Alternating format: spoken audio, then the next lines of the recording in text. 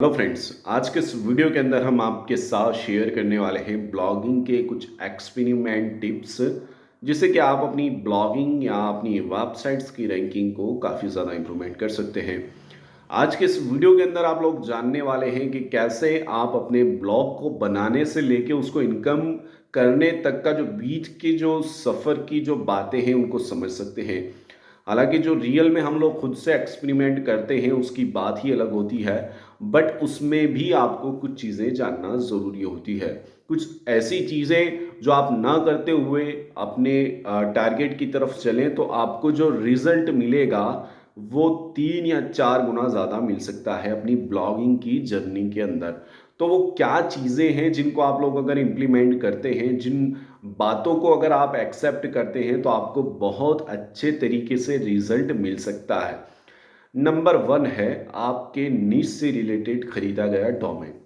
सबसे पहला important points ये क्यों रखा मैंने, क्योंकि नॉर्मली लोग क्या है कि कुछ भी अपने नाम का डोमेन या कुछ भी डिफरेंट डिफरेंट वेज के डोमेन नेम परचेस कर लेते हैं और उन पे काम करना शुरू कर देते हैं और मैक्सिमम कैटेगरीज पे काम करना शुरू कर देते हैं। कभी क्या कंटेंट डाल रहे हैं, कभी क्या कंटेंट डाल रहे हैं, ऐसा करके।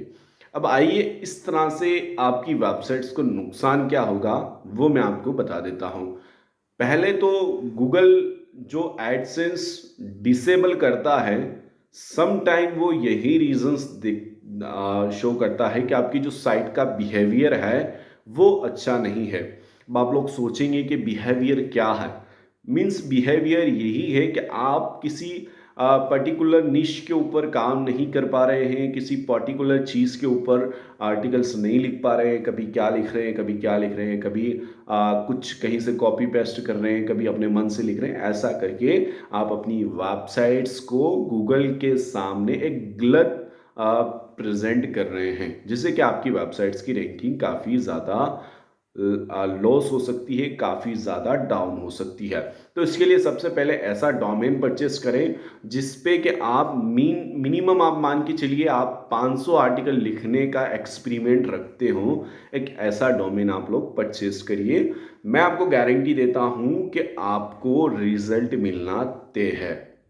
सेकंड जो चीज़ है वो होता है रिसर्च। अभी आप लोग डोमेन के ऊपर, डोमेन तो आपने बना लिया, ब्लॉगर पे ले या वर्डप्रेस पे ले, ऐसा नहीं है कि ब्लॉगर वाले भी बहुत कमा रहे हैं, वर्डप्रेस वाले भी बहुत कमा रहे हैं। कुछ कुछ चीज़ें कुछ कुछ में है, कुछ में नहीं है। जैसा कि होस्टिंग अगर आप परचेस करते हैं तो होस्टिंग में आपको बहुत सारे प्लगइन्स मिल जाते हैं, बहुत अच्छी अच्छी थीम्स मिल जाती है, लेकिन सर्वर का एक प्रॉब्लम्स रहता है। कभी आपका ट्रैफिक अगर ज़्यादा आ जाता है तो आपको 4x4 का इश्यू आ जाता है, मतलब आपकी वेबसाइट्स की स्पीड अच्छी नहीं है। तो अगर आप ब्लॉगर लेते हैं तो गूगल का वहाँ पे सर्वर रहता है, तो आपको ऐसा कोई प्रॉब्लम्स नहीं आता है। लेकिन वहीं पे अगर आप कस्टमाइज़ की देखें, रीडायरेक्शंस की देखें और ऑप्शंस की बात करें तो वर्डप्रेस में ज़्यादा होते हैं।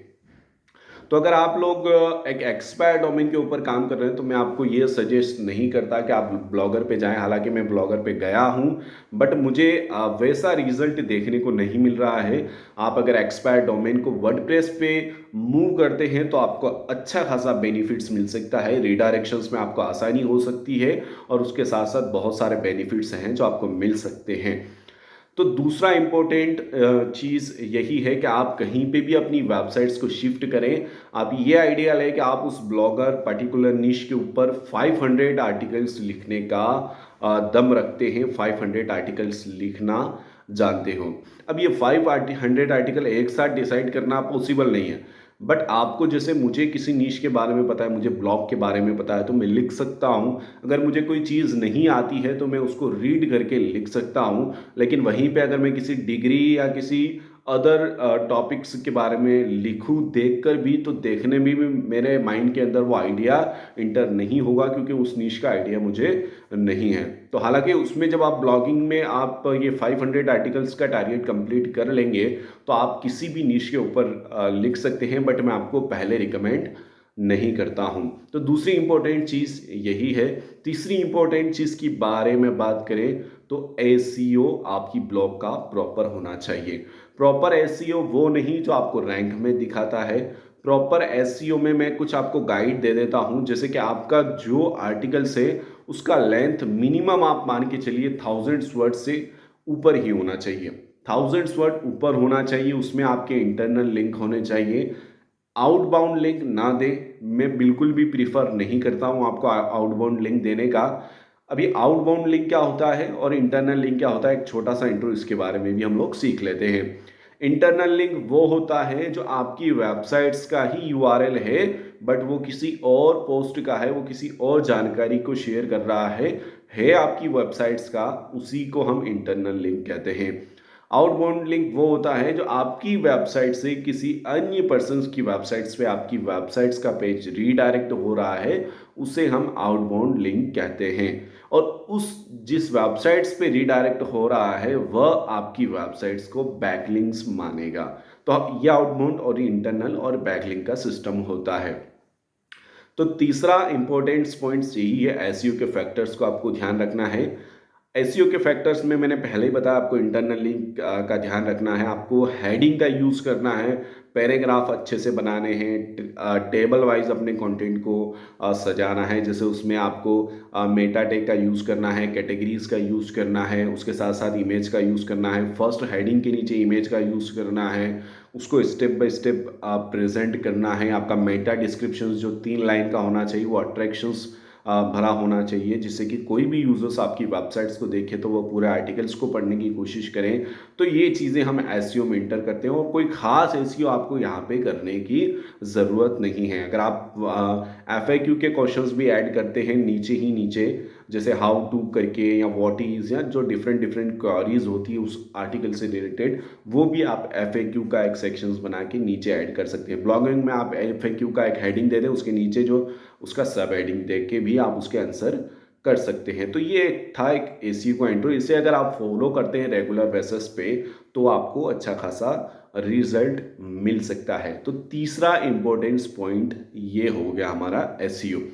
अभी चौथा इंपॉर्टेंट पॉइंट क्या है, आपको 1 वीक का जो कैलकुलेशंस बिठाना है वो 1 वीक पहले का बिठाना है। मीन्स आज आपने जो आर्टिकल लिखा है आपको ये तय करना है कि आपकी वेबसाइट्स रेगुलर बेसिस पे कंटेंट को अपलोड कर रही है। भले आप 2 दिन में एक आर्टिकल्स अपलोड करें, 4 दिन में एक आर्टिकल्स अपलोड करें, वो चीज़ आप इग्नोर कर सकते हैं, बट आप लोगों को ये देखना है कि अगर आप लोग 2 दिन में आर्टिकल्स पब्लिश करें तो रेगुलर बेसिस पे उसी टाइम आप वही आर्टिकल पब्लिश करें। तो इसके लिए आप शेड्यूल का सिस्टम यूज़ कर सकते हैं, ब्लॉगर में भी आपको मिल जाएगा, वर्डप्रेस में भी आपको मिल जाएगा, और same as it is time पे आप अपने आर्टिकल्स को डेली बेसिस पे, वीक बेसिस पे, या जो भी आपको टाइम लगता है एज ए बेस्ट, उस टाइम के अकॉर्डिंगली अपना शेड्यूल फिक्स कर सकते हैं, जिससे कि आपका आर्टिकल उसी समय पब्लिश होगा। तो इस चीज़ से भी काफ़ी ज़्यादा इम्पेक्ट होता है। बल्कि मैं तो ये कहता हूँ कि अगर आप इस तरह से शेड्यूल बना के 30 या 35 आर्टिकल्स पब्लिश करते हैं तो आपको ईजिली एडसेंस का अप्रूवल भी मिल जाता है बड़ी आसानी के साथ। तो चौथा इंपॉर्टेंस पॉइंट, आपको शेड्यूल फिक्स करना है। और पांचवा जो इंपॉर्टेंस पॉइंट है वो आपको सोशल बैकलिंक्स क्रिएट करना है। सोशल बैकलिंक्स का एक टाइम रखें, जैसे वीक में आपको एक दिन काम करना है, रेगुलर बेसिस पे बहुत ज़्यादा काम करने की आपको बैकलिंक पे ज़रूरत है ही नहीं। आपको क्योरा में अपने क्वेश्चंस के अकॉर्डिंगली देखना है, उनके आंसर करना है, उनका लिंक देना है। पिंटरेस्ट पे भी इसी तरह से आपको काम करना है। तो ये जो मीडियम, पिंटरेस्ट, कोरा और ऐसे बहुत सारे प्लेटफॉर्म हैं जिनके बारे में आप जान सकते हैं, और वहाँ पे क्वेश्चंस का आंसर करके आप अपनी वेबसाइट्स से ट्रैफिक अपनी वेबसाइट्स में ट्रैफिक ला सकते हैं। तो एक ये सोशल लिंक आप लोग बना सकते हैं। तो ये 5 चीज़ें अगर आप अपनी वेबसाइट्स में फॉलो करके चलते हैं तो बड़ी आसानी के साथ आप अपनी वेबसाइट्स की रैंकिंग को काफ़ी ज़्यादा इम्प्रूवमेंट हो सकते हैं। और एक बहुत बड़ी चीज़ ये है कि आपकी वेबसाइट्स का जो कंटेंट है वो यूज़र फ्रेंडली होना चाहिए। आप यूज़र्स को जो क्वेरीज है उसका आंसर करते हुए अपने आर्टिकल्स को लिखें, ताकि यूज़र्स का एवरेज ड्यूरेशन टाइम अच्छा रहे, जिससे कि आपकी वेबसाइट्स की रैंकिंग काफ़ी ज़्यादा बढ़ जाए और आपकी वेबसाइट्स की रैंकिंग के साथ साथ आपके वेबसाइट्स के कीवर्ड्स भी रैंक होना शुरू हो जाए। मैं आपको ये गारंटी देता हूँ कि अगर आपका एक आर्टिकल रैंक हो जाता है तो एक आर्टिकल के लाखों हज़ारों कीवर्ड्स रैंक हो जाते हैं उसी एक आर्टिकल्स में। तो आपको वही मेहनत करना है, आपको एक सिस्टम बनाना है कि मुझे 500 आर्टिकल्स यहाँ पे पब्लिश करना है, तब तक मैं यहाँ पे रुकूंगा नहीं। तो ये चीज़ आप बना सकते हैं। अगर आप 500 आर्टिकल्स पब्लिश करते हैं तो नॉर्मल बात है कि आप $100 क्रॉस भी कर सकते हैं डेली का, इससे ज़्यादा भी कर सकते हैं। बट वो आर्टिकल्स ऑटोमेशंस के नहीं होना चाहिए, वो आर्टिकल्स कॉपी पेस्ट नहीं होने चाहिए, वो आर्टिकल्स जनरेट किए हुए नहीं होना चाहिए। तो इन बातों को आप लोग फॉलो कर सकते हैं और इन चीज़ों को फॉलो करके अगर आप लोग ब्लॉगिंग करेंगे तो आपको ब्लॉगिंग में 101% रिजल्ट मिलेगा। तो आज के इस वीडियो से आपको क्या सीखने को मिला? अगर सीखने को मिला तो कमेंट्स में ज़रूर बताएं और क्या सीखने को मिला वो टाइप करें। शुक्रिया, ऑल द बेस्ट।